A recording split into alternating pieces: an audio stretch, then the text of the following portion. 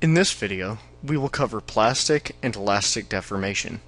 This includes definitions of plastic and elastic deformation, the position on the stress-strain diagram, and provide illustration of how several types of materials behave under both elastic and plastic deformation. Understanding plastic and elastic deformation is of key importance in material science and engineering because these principles determine how a material deforms under loading and unloading.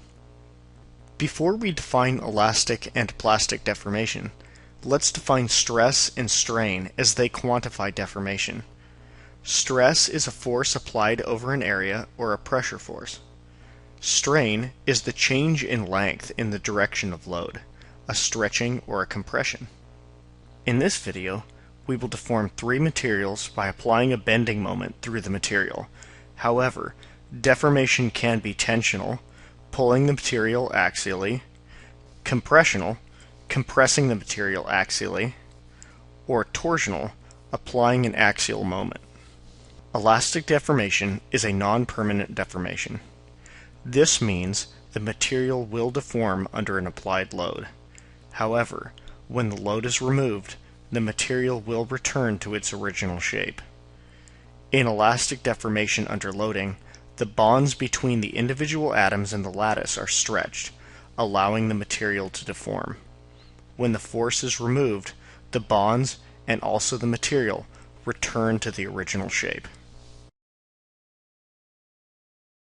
On the stress-strain diagram, in the elastic deformation region, the region of stress-strain plot corresponding to elastic deformation is linear. The slope of this line is known as the modulus of elasticity. This provides the equation stress equals modulus of elasticity times strain. The point on the graph where the deformation shifts from elastic to plastic is called the yield point. The yield strength is the stress that is required to cause plastic deformation.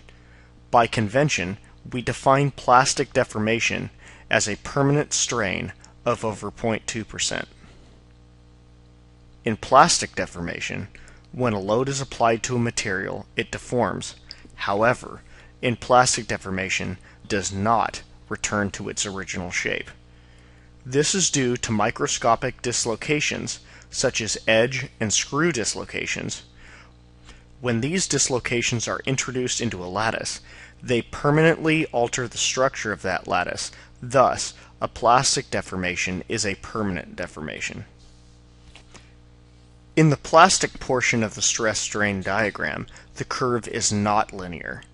When the stress passes the yield point, the material starts to deform much more rapidly.